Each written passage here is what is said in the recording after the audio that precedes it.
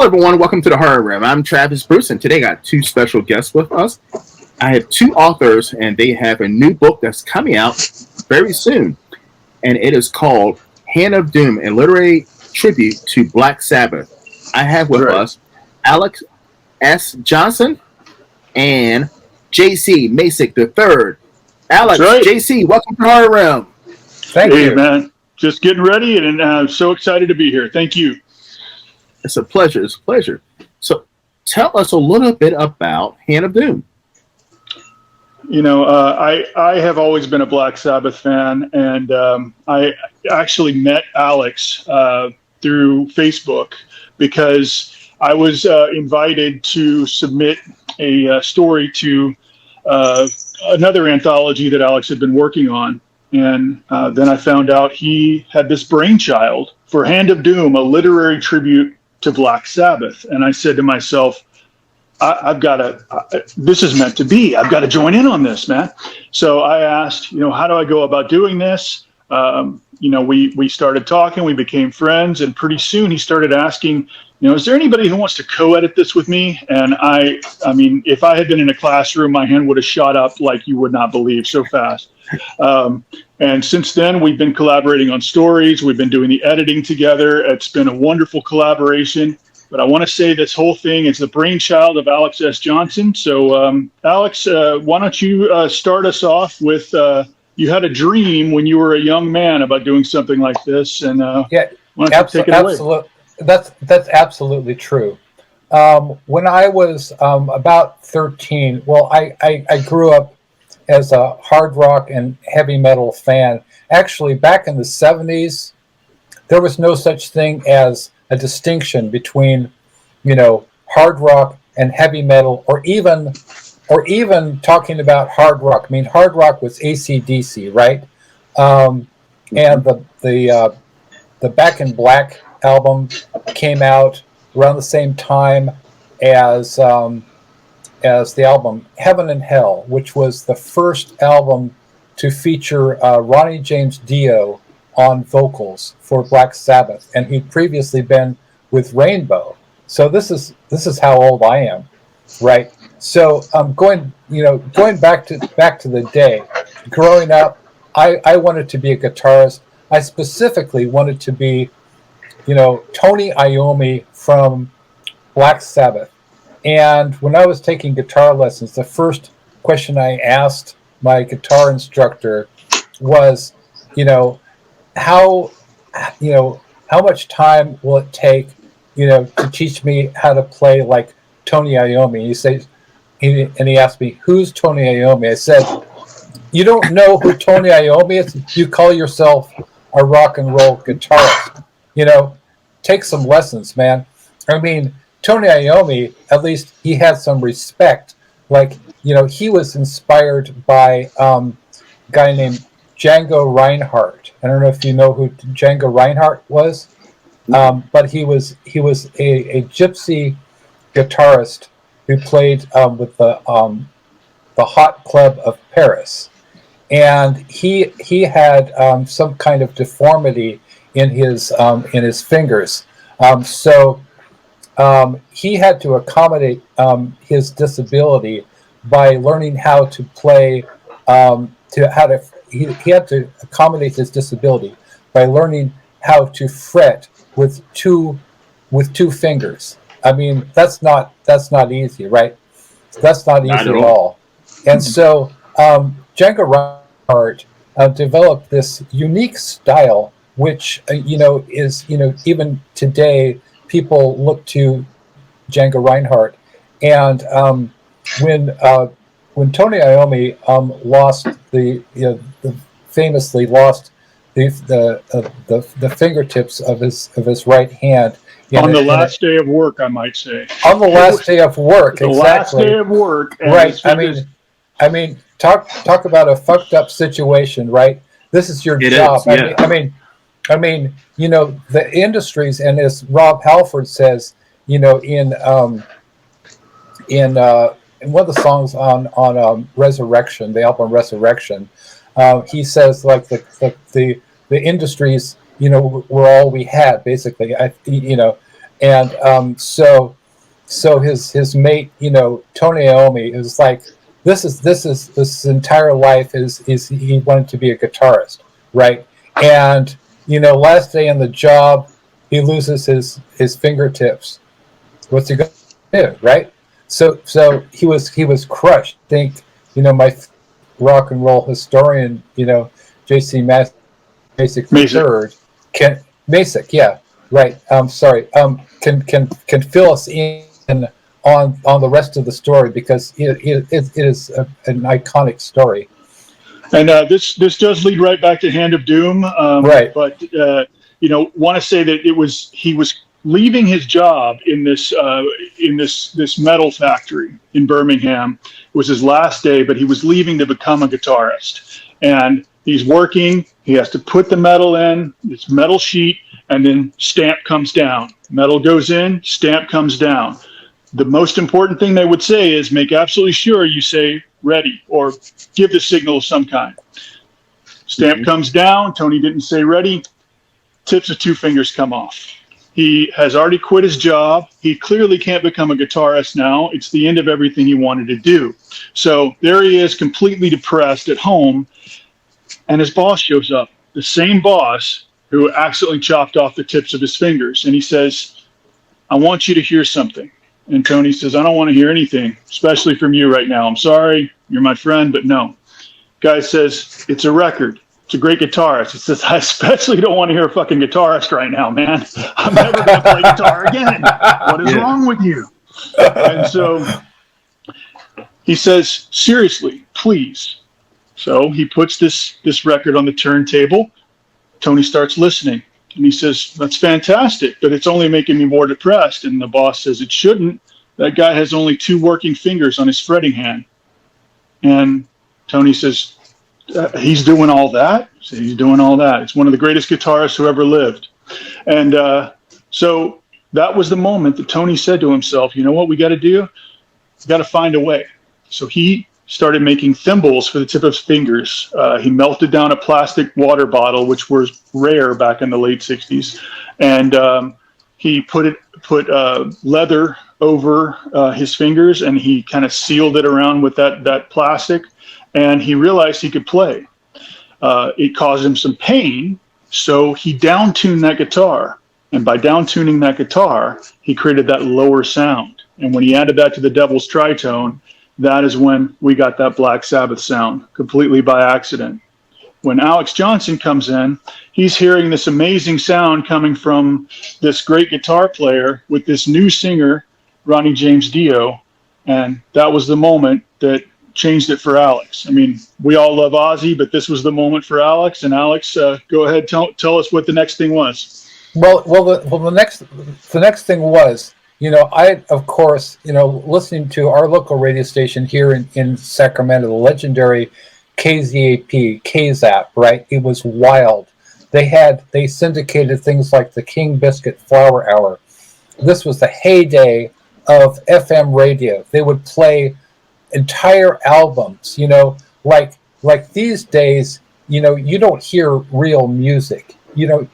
People these days, young people have no conception what it was like to stay up and listen to like the King Biscuit Flower Hour, or listen to entire albums that they would play without station identification, right? This is unheard of right now. It's all about marketing, it's about branding. You're constantly interrupted by ads, right? And you have to pay not to have the ads. I refuse to fucking do that, man. So KZAP would play, Iron Man, of course, all the Children of the Grave, right? Classics. But they started to play an album trailer for this album which had not been released, and that was Heaven and Hell. And the trailer, the narrator said to that iconic riff, that opening riff, of Heaven and Hell, and he said, Black Sabbath takes a journey through the realms of heaven and hell. And it was just like the hair on the back of my neck stood up. I was like, what is this? What is this? What is this new thing in creation that I must get my hands on a copy of this? Well, it just so happened that I would always stay up like Saturday nights, right? I would stay up and watch Elvira, Mistress of the Dark, because I loved Elvira, and she was hot, man, and she was funny, right? And she played, movies like The Legend of Hell House, right? Richard Matheson's The Legend of Hell House, right? Really? It's just masterful. And Cassandra Peterson is such a genius, but don't get me started on Cassandra Peterson, right? But sometimes it would be like I would watch Saturday Night Live, and then after Saturday Night Live, occasionally I would watch Elvira. But this time there was something called the Midnight Special. The Midnight Special was this show where they had rock concerts, full rock concerts. This time around, the Midnight Special with I don't want to mangle his name, but his name is on the song "The Marshall Plan" by Blue Oyster Cult. Yeah. Yes. Right. So I'm blanking on the guy's name, but he was the host of the Midnight Special, and it will probably come to me in a while. But anyway, in the Marshall Plan, he says, here's Johnny, and so here's Johnny Blade, right? But so they had this show called Black and Blue. Now, Black Sabbath had been on tour, and they recorded this show. It's Black Sabbath, it's Blue Oyster Cult. And there's this guy on stage. He's wearing some sort of wizard cape. He looks like a medieval sorcerer. There's these huge crosses on stage. They're slanted. Why are they slanted? There's this guy, he's singing songs like Die Young, and it sounded like sinister as fuck. What's the message that he's delivering to the youth?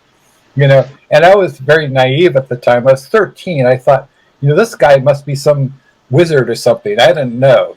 I thought he was doing magic or something. And I knew Black Sabbath, but I didn't know Ronnie James Dio. All I'd heard is with the trailers. And they're singing, and it was just watching this thing, and my jaw was in my lap. I just couldn't believe that such something that profoundly awesome existed in reality, in a reality that I happened to inhabit at that time. So I don't really know the succession of events. All I can remember is that I went to I was part of those actually a Catholic youth group, even though I'm not Catholic, but I went to Jesuit high school, right, in Sacramento and Carmichael, right, Jacob Lane, home of the Marauders, right, and I was really picked on and abused kid, right? It's a real jock school, and I got bullied a lot. So, I would just listen to, actually sort of fast forward, because I was to the next year when they dropped Mob Rules. The same lineup dropped Mob Rules, and they still had the drummer. The original drummer for Sabbath, as I believe, Bill Ward, on Mob Rules. Correct me if I'm wrong. Now it became Heaven and Hell. But anyway, so through Jesuit, and I would attend these brown bag seminars, and they had this group called Youth for Peace. Right? Youth for Peace came on, and they were basically this, sort of peace and love.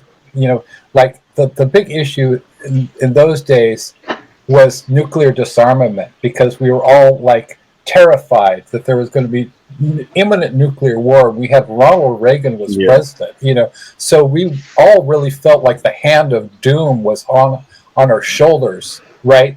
And so it was generally, you know, and you know, it's like, I remember talking to Billy Martin, Poppy Z. Bright, like back many years ago. We were talking we actually met at the World Horror Convention in Atlanta. I think it was 1995, and we were talking about how for both of us, because Billy is I think like a year younger than I am, how just the threshold for global, like, you know, thermonuclear war was just this you know, the sword of Damocles, right, over our heads at the time.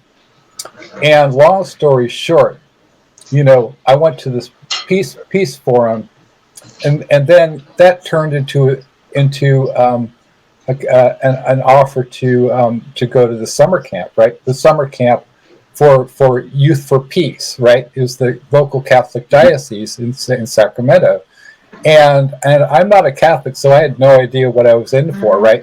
And I was very immature. I'm very immature in many respects. And there was this girl, you know, at the summer camp, and I won't say her name. She's still around, and she's you know, I believe she teaches ESL, English as a second language, but she was from place near, I don't know if you know where Mount Shasta is.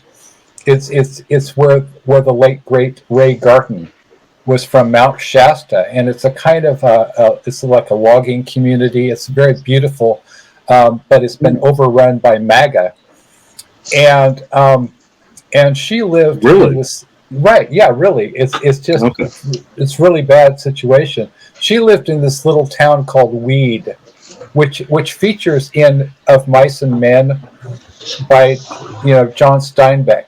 You read John Steinbeck, you know, Of Mice and Men. Anyway, and this girl was gorgeous. She was like 16 years old. You know, so I was like maybe, you know, 16 going on 17. I was like a very immature, like, you know, I think I was like 15 years old at the time, right? And I was like, oh my God, this girl was just you know, she had like these big blue eyes, and just and she was, you know, like Northern Italian, you know. I mean, I was just, you know, so I mean, you know, Mesa can tell you about Italian girls, right? Just break your heart, man, break your heart. And so, like, when I got home, I was like, oh my God, I was just like so much in love with this girl, right? I started writing these letters to her. I got her name because we were fundraising for the diocese, right? And so there was a list of addresses of, you know, of like the members of, you know, all the members in Central and Northern California of Youth for Peace. And I found her address, and I started like, like letter stalking her. You know, I wrote her these letters, and she responded, and it was just like, I thought I was in love with her, and she kind of led me on to tell you the truth. You know, we were kids, but I would like write these long like 16-page letters to her, and on the envelope I would write all these Black Sabbath lyrics. Like, I would write like wishing well and stuff, because I was very naive and immature. I still am, and you know. And I would play the song "Country Girl" over and over, because eventually, you know, she came down to visit me in Sacramento from Weed, and she just broke my heart, just absolutely crushed me, you know, because I thought we were going to have some sort of long distance relationship. You know, it's ridiculous. So I would be playing "Country Girl," be playing "Mob Rules," and I'd be working out. I'd be pumping iron. I was just playing that song, I had this dream, this vision, like one day I would have stories published, that I would publish a story literally, titled Country Girl, and it would be all about this girl from another dimension, just like this succubus that breaks my fucking heart, and that was like in 1982, I think. And that was the same year that I saw my first concert, which was Judas Priest at the Cow Palace. So, and Black Sabbath had just played the Cow Palace. So before the Priest came on, right? They had Coney Hatch was the playing, like the opening act was Coney Hatch. I'm not sure if they're still around, but they played Heaven and Hell and the Cow Palace, like everybody went crazy. So that's where it all started in the early 80s. And it's crazy, Alex. Pussy, as a man, pussy motivates us to do. No doubt. It really does. No doubt. It really does. Like, women don't know to the extent that pussy motivates men. Right. you speak not one lie. This is true. And all these years later, Alex gets back into publishing. We're going to talk a little bit more, as you said, later on about some of the writing stuff. And when Alex gets back into publishing, and correct me where I'm wrong, Alex, but I seem to remember you telling me you kind of got this light bulb over your head, and you said, you know what, I got to get this anthology done, because we're both horror writers, we're both horror fanatics, right? And yes, there are few bands that are quite, have that grasp of horror. I mean, you got Alice Cooper, you've got all these, you got a lot of horror rock bands, but Black Sabbath kind of, perfected that way early on. And so when Alex brings this idea forth, I mean, I was jumping on it like I was just, a rat trying to get off a sinking ship. I was like, dude, not only do I want to publish, do I want to write for this, but when he asked for that co-editor, I put my name in the hat split second after that. And so, we're ending up getting a lot of good horror writers on this. We've got some well-known names, some of which we can mention now, some of which we maybe shouldn't yet. Some of these things, we got to wait until we get contracts out. We got some newcomers, and we're both writing a story. We're actually writing a story together as well, and it's going to be a beautiful thing. We have a beautiful cover by Ash Erickmore, and we've got over 30 horror stories, all of which are inspired. Yeah, all of which are inspired by Black Sabbath songs. We were very careful with our parameters, saying, look, we're not interested in somebody writing, a story about Iron Man, a guy who time travels and turns to steel, and we know that story, man. We need something inspired by it, but not taken directly. We're respecting copyright. We're getting something scary. We're getting something hard hitting, and we're getting something inspired by Black Sabbath. That's our goal. Now I have a question for the bunch of guys. So I'm a rock fan, of course. I'm a horror fan. I have a horror show. Always been a horror fan. Now, I'm an '80s kid, right? Early '80s. I was born in '82.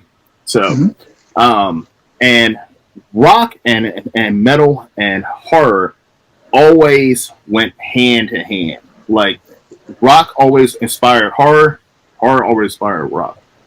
But I noticed as soon as the '90s hit, that kind of went distant. Yeah. What do you think happened? I'll tell you my opinion, and Alex, I definitely want to hear yours as well. But I think that what happened was there was first an attempt to, and then a successful move to get horror into the mainstream. And around that same time, the hard rock bands were kind of taking a back seat. We still had grunge, but a lot of these harder rock bands, and for example, even Alice Cooper, who was still doing horror soundtracks and horror music, he was kind of, his star had fallen a little bit just because of changing times. And I don't know what you think of the Scream movies. I personally do like them, but for better or for worse, it brought horror into the mainstream. And that same theme had been attempted before with a movie called Popcorn, with Wes Craven's New Nightmare, this self-aware meta horror. But it really came into the mainstream with Scream. And part of the reason it got into the mainstream is that they were playing popular music. And after that, 96, everybody kind of wanted to copy Scream. And so while rock was becoming more underground, horror was becoming more mainstream. And those things, the twain no longer met. And while, okay, we still got great rock, we still got great horror, unfortunately, we don't really see the twain meeting nearly as much as we used to. What do you think, Alex? Well, I kind of see it a little differently. I mean, I agree with you 100% about the birth of Meta. Although I would say that Meta as a narrative, structure goes way back to Miguel de Cervantes. True. But as far as the relationship between, like heavy metal, hard rock, music scores, music soundtracks, we still had, in the 80s, we had like Dream Warriors by Dokken, right? As far as the 90s, I think what happened, and I recall, and I was working for Kaiser Permanente, the HMO. I was working for their Southern California headquarters in Pasadena at the time, and I remember I always listened to. I'm going to blank on the station, but it's a really famous LA station. I think its name is KNX, but I would listen to KNX, and I remember the pirate radio, right? And I remember that, and they would always play like Megadeth, Foreclosure of a Dream and all those great songs, right? I remember, like, I believe, this is around the time that that Nirvana was kind of in the ascendancy, and grunge was really popular. Yeah. But I remember I was listening to this hard rock heavy metal radio station in LA, and suddenly it was replaced by like easy listening, like country music or something, and the DJ was joking that it's like, we're not going to have that heavy metal on our show, and I was like, what horrible thing has happened? And I was stunned, and so that was around the time.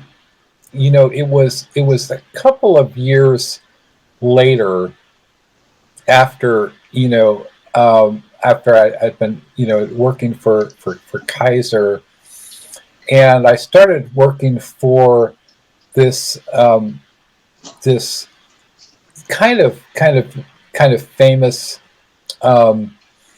hospital. So it's a sort of a rehab facility and mental institution. Private mental institution in Pasadena called Los Encinas Hospital, and JC can remind me about my Dr. Drew Pinsky story, because you'll want to stay tuned for that. But okay. And I just remember at the time, I had this I had this zine called Juggernaut, which was like a heavy metal extreme music magazine that I did with Implosion Publications down in Orlando, and they got the rights to publish a magazine called Blood Songs magazine, which was really the first extreme horror magazine around. There were very, very few magazines at the time. There was Wicked Mystic, which was very popular. There was Aberrations, and then there was, everybody was talking. I remember this is in the late late 90s, everybody was talking about, they were talking about Blood Songs magazine. And I was offered, the editorship of Blood Songs, but I was already doing Juggernaut. So, and then through Blood Songs, this is all really interesting. It's fascinating how all of these themes in my life have sort of coalesced and come together, as a sort of a through line. But I really wanted to interview Ronnie James Dio because he just put out, was the Angry Machines album, is one of his least successful and most underrated albums at the time. And I did an interview with Ronnie for Blood Songs, and I believe the title was, I still have a copy of that issue, is Blood Songs Magazine number 8. And I had two things in that magazine. First, I had my first ever published horror story, which was called Pen and Incubus. And that was a story that I was kind of like talking to John Skip, a guy named John Skip. You may have heard of him. And this is right after the breakup of John Skip and Craig Spector were like these. They were musicians as well as being horror writers, and they invented the genre of splatterpunk. Mm-hmm. And they one of the main inspirations for Axis of Evil, which is how Hand of Doom started, was their novel The Scream, which, if you haven't read The Scream, it's a kind of like a Lovecraftian cosmic horror meets like underground comics. It meets like R. Crumb, it meets slow death eco funnies, and it's all about like this band from hell. They're literally a band from hell, and they're controlled by these sort of Lovecraftian monsters from another dimension, and they turn their fans into zombies. And it was sort of inspired by the whole satanic panic thing at the time.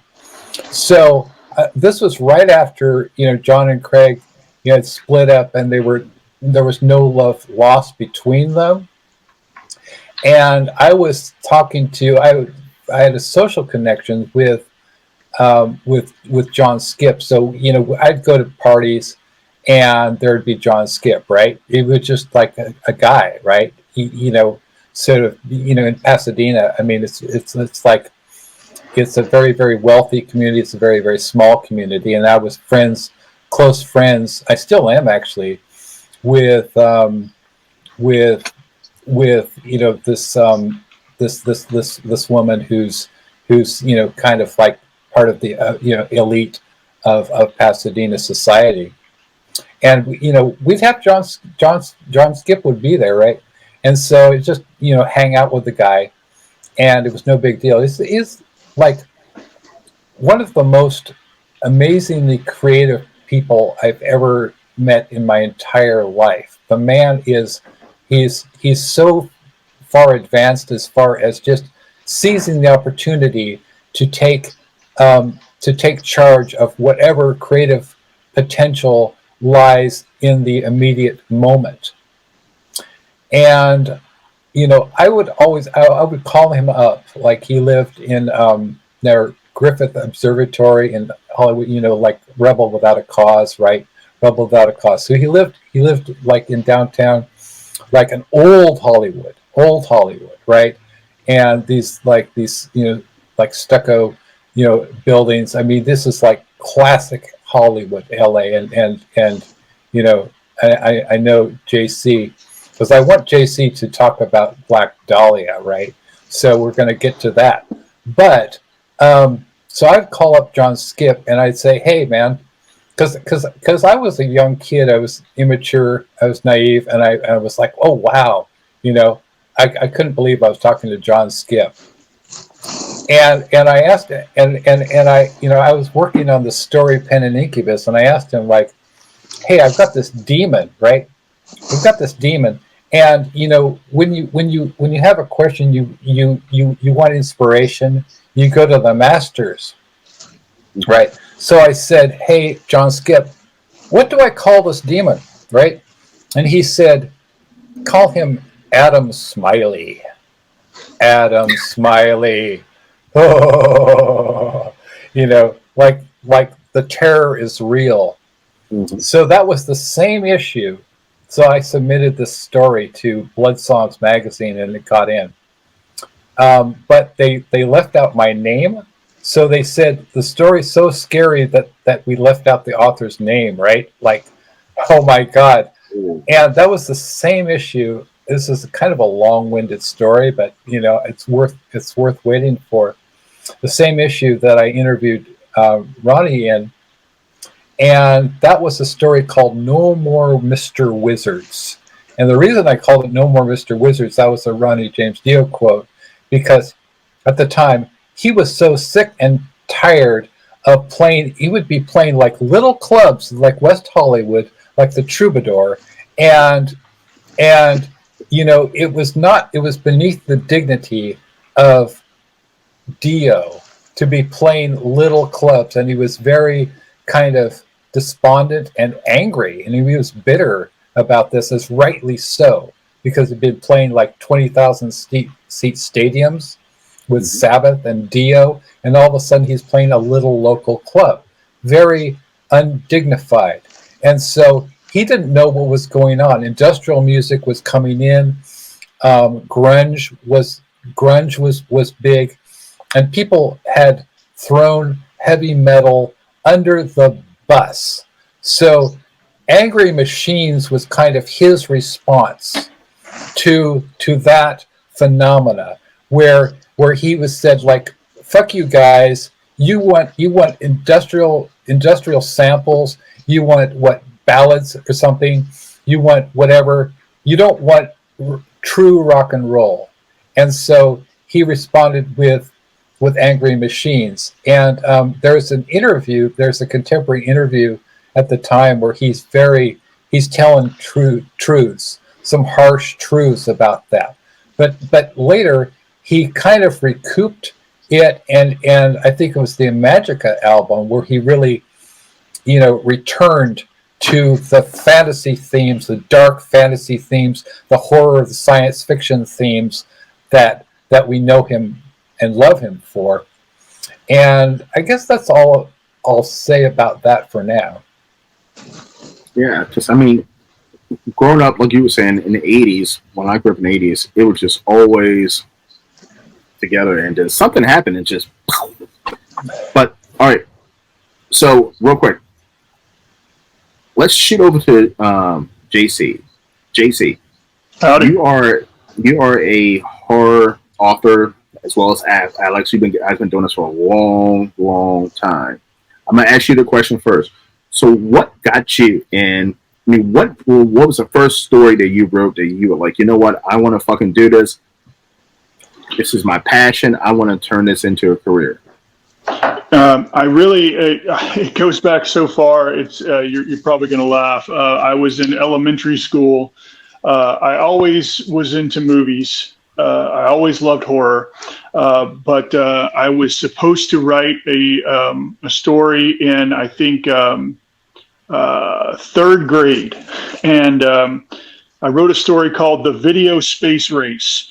And it was the exact kind of thing you think a third grader would write. It was, about, guy thinking he's Luke Skywalker flying a ship around and fighting aliens. And at the time, I thought it was the greatest thing in the world. Now I look back on it and I think, man, this is it was cute, but it was definitely not well written even for the age. But I knew at that moment, I said, you know what? I can tell a story. And that was what mattered to me at the time. And a little bit after that, still in elementary school, I was published in a just for kids, but it was a literary magazine just for elementary school kids. And it wasn't one of those things that anybody got into. So I thought, oh man, I could say I'm a published author now, and I really thought, man, this is going to be great. And I was so heavily into horror that when I was in college, working on my degree in English Lit, taking creative writing classes, I would drop a lot of jaws because we'd have people, writing about things that were near and dear to their heart and emotional. And it's like, that's how I overcame the tragedy of, But for me, I was writing things that just scared the shit out of people. And, there were people just with their jaws dropped open when because I would have to read some of these things out loud. And I knew, like I said, back in elementary school, I said that I've got to write. I've got to get these things out because now I know I can tell a story.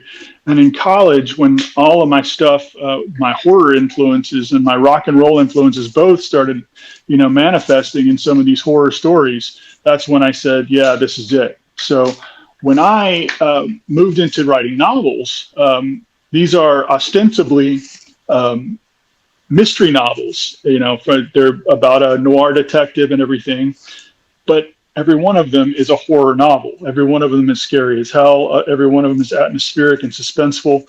And so pretty much everything I write is going to be a horror story, whether it's intended to be or not originally. It's just the way it comes out. And now you've been doing this for a while, and the horror industry, the indie scene has changed, drastically over the last, I would say, 5-10 years. Yeah. Now, what are some struggles that you see right now as an author that you didn't see maybe 5 years ago? What I've seen is there are a lot of people, and it's kind of the same with filmmaking that I've noticed, because I spent years and years as a critic, and music journalist, movie journalist, entertainment journalist in general. But what I've seen is that when everybody has access to have their work distributed, which is a very good thing, there are less gatekeepers, fewer gatekeepers. And that is also can be a very good thing. But it gets to the point where everybody who thinks, I'm a writer now, is going to be able to self-publish and get something out there, which is one of the reasons I don't I self-published one book and I've stayed away from it since then. And I just go through publishers, is specifically because when it comes to some of these things, you've got a lot of people who are, they may be excellent, but they get dismissed by the larger community because they are self-publishing. Because it's very hard sometimes when everybody thinks they're a writer to get something published.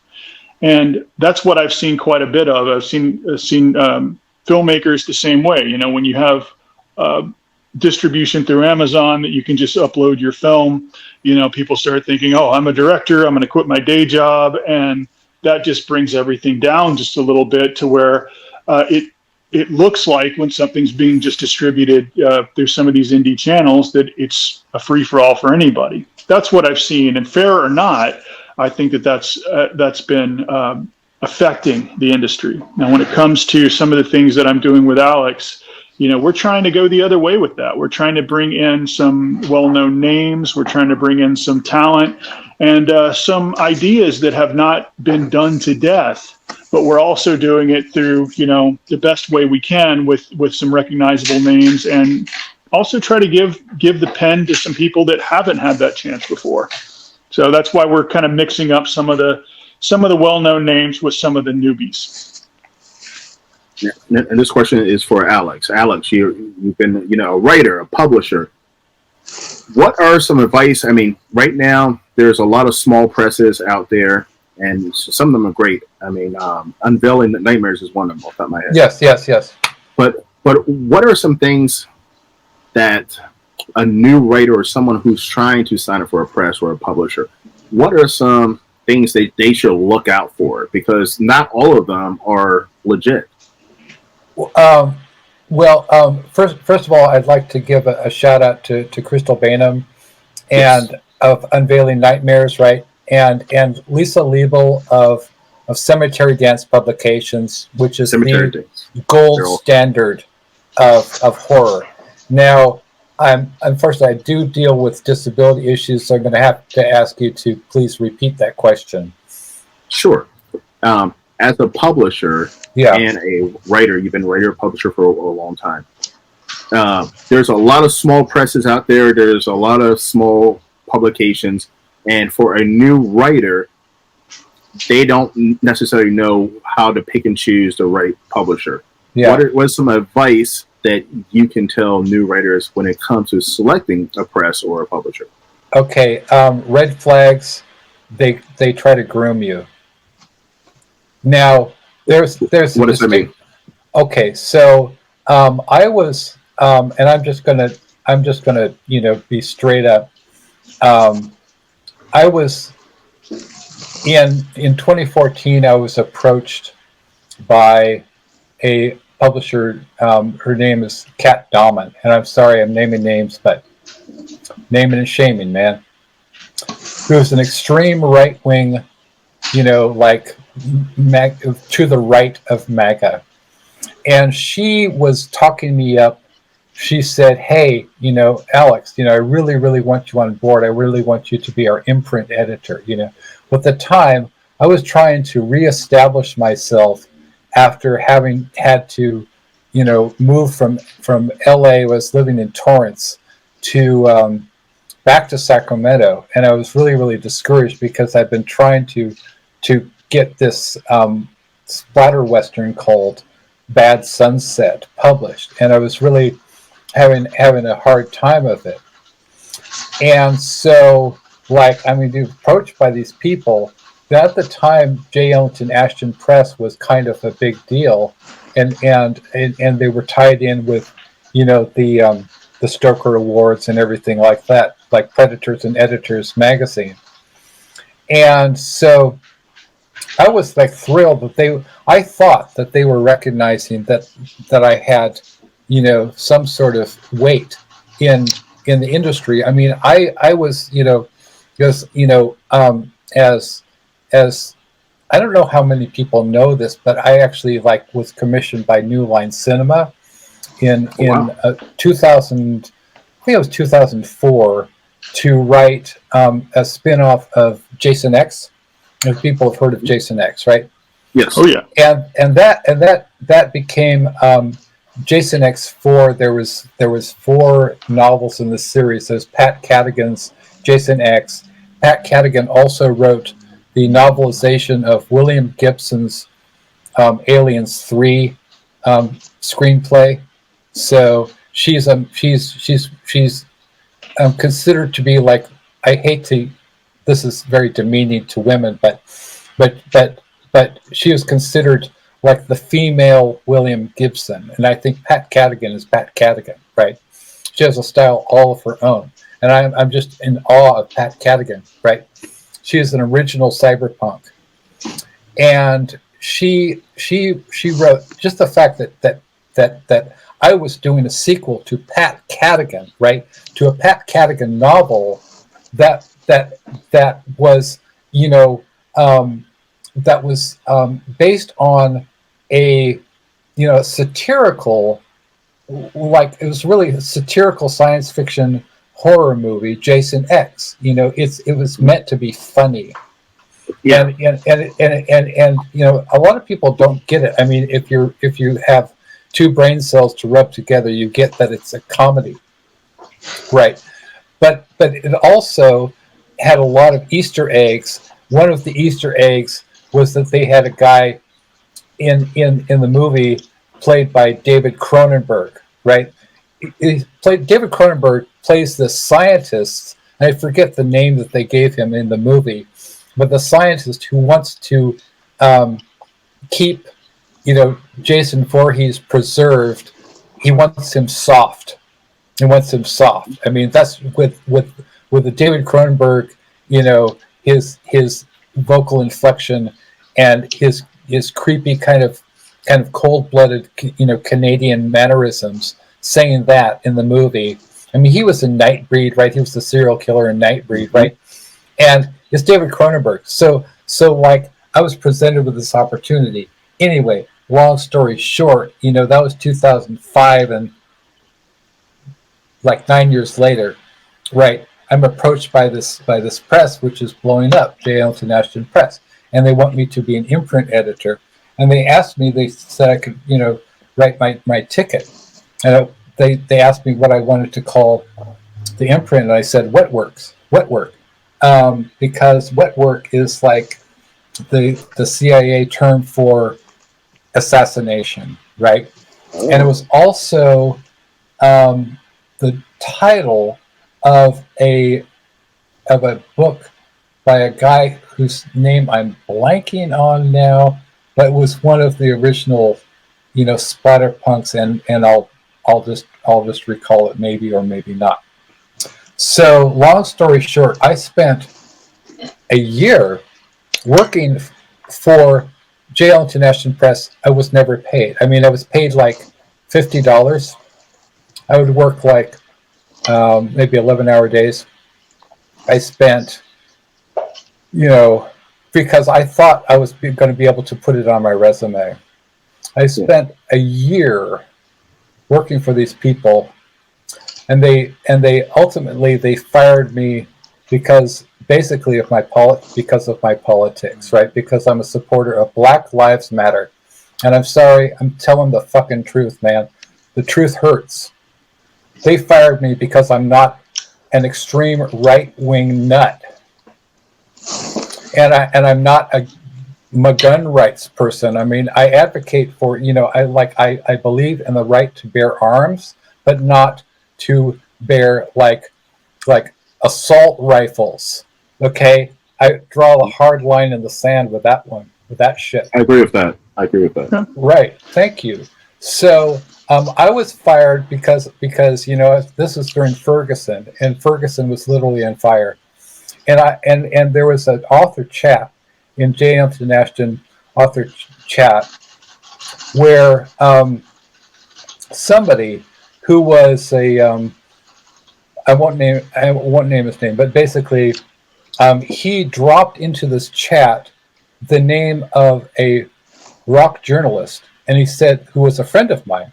He said this rock journalist who worked with Alice Cooper Band. He was writing a book about Alice Cooper Band.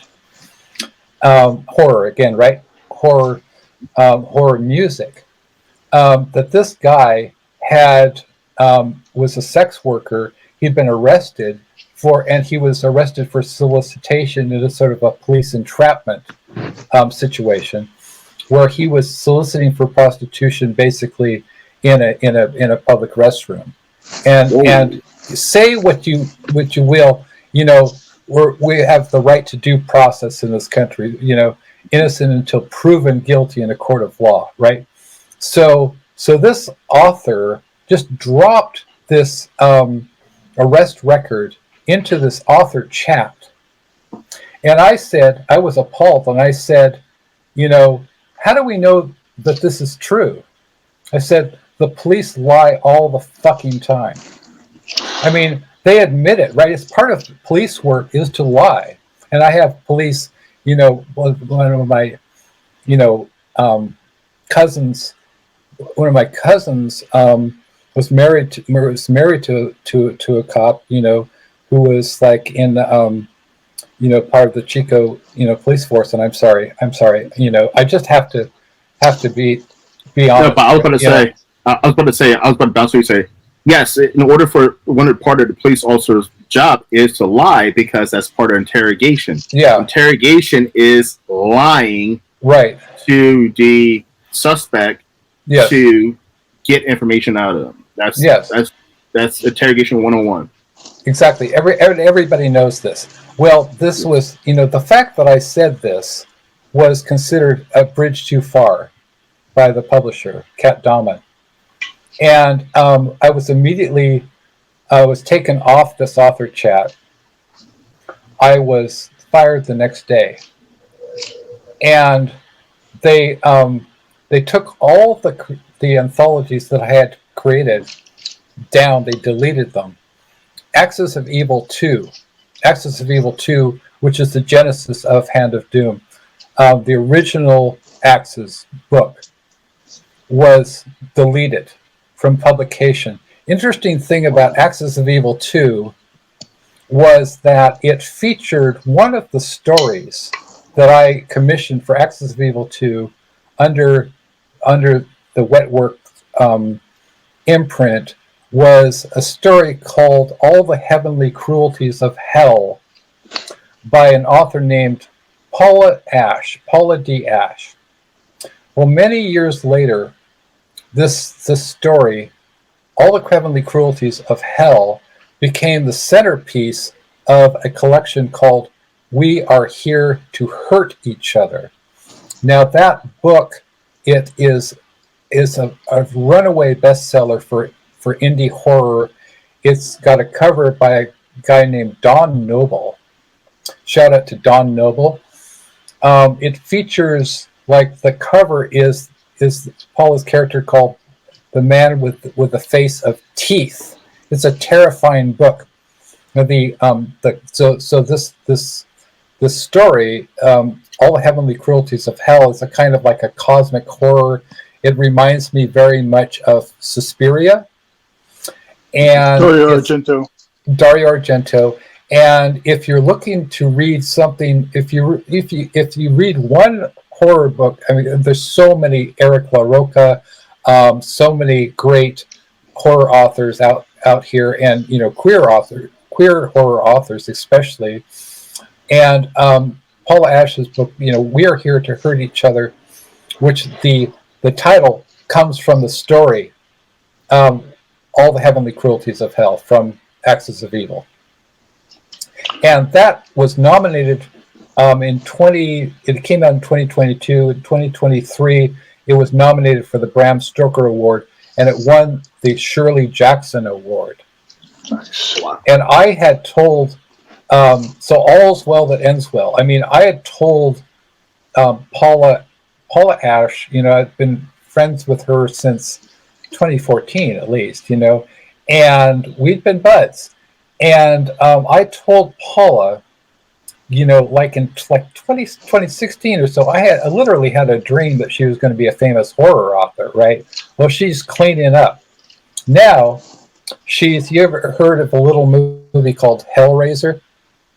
Yeah. Right? Hellraiser? Okay, so yes. Arrow Films, just like last year, I think it was like in the winter, whatever, towards the end of the year, Arrow Films dropped this collection. It was like I think it was Hellraiser 1 through 4, and they remastered it and they put it out, and it's an amazing collection. And they got Paula D. Ashe and Eric LaRocca to do commentary on Hellraiser, right? So giving like the queer perspective, as far as Clive Barker being famously gay. I mean, like like Bram Stoker was gay, but yeah. we're going to talk about and Mary Shelley was queer too, but we're going to talk about like Clive Barker, because when Clive Barker came out, it was in the Advocate. I think the same year that Rob Halford came out. I think it was really, it was very empowering for a lot of people. And I'm an ally myself. I'm proudly, heterosexual, but I'm an ally. I've always been an ally, and I support the LGBTQIA plus community 100%, man.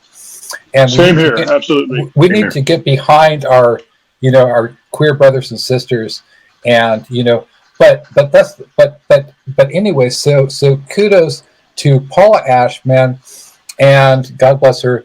I really love this book, and I highly recommend it. So I sort of forget what the question was, but this